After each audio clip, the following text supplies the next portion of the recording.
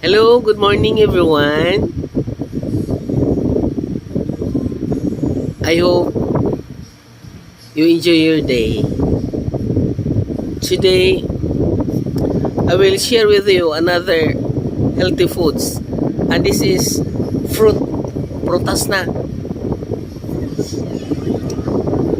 named apple. Apple can be found anywhere in the globe. Aside from being delicious, this is one of the healthiest food in globe.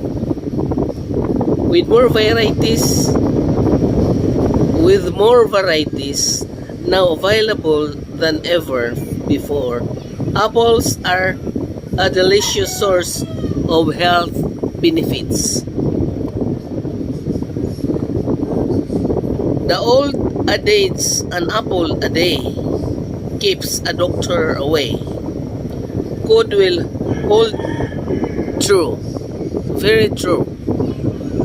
According to studies, apples may reduce the risk of several common cancers, as well as protect the brain from the damage that causes conditions such as Alzheimer's and Parkinson's disease.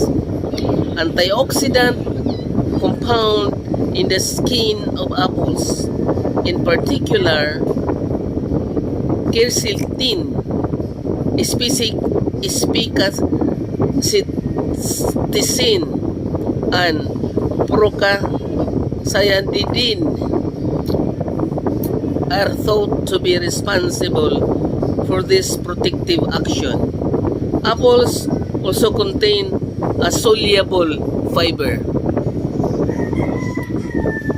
called pectin, which lowers high cholesterol levels and regulate digestive function.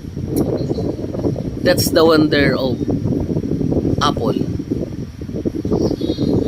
Very good to our health. Ladies, gentlemen, and friends, I hope I have shared with you a very little knowledge about fruit apple. Have a great day, everyone.